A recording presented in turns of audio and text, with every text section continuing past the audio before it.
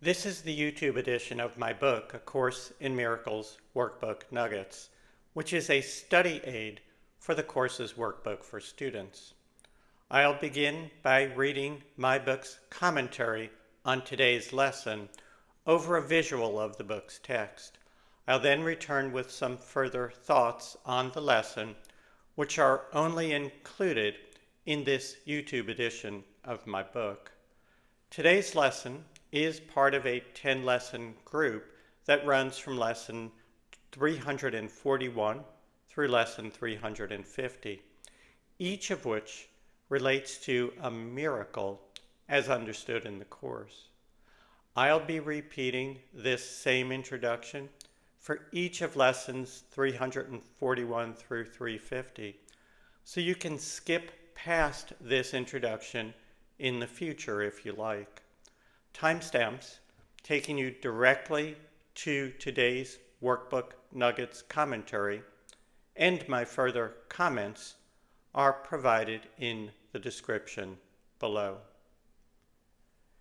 In the Course, a miracle is not a spectacular or otherworldly demonstration of divine power.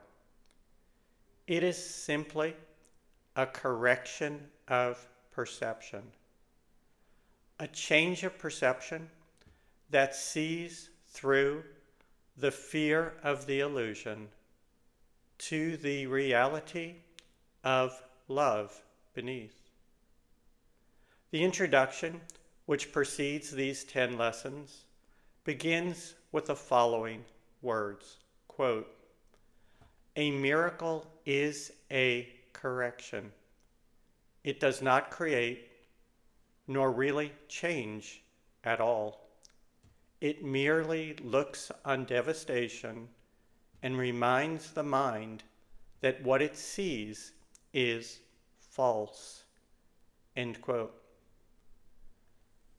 Today's lesson from my book and my further thoughts, which are only contained in this YouTube edition of the book, follow. A link to the book on Amazon.com is provided below. Lesson number 343, December 9. I am not asked to make a sacrifice to find the mercy and the peace of God.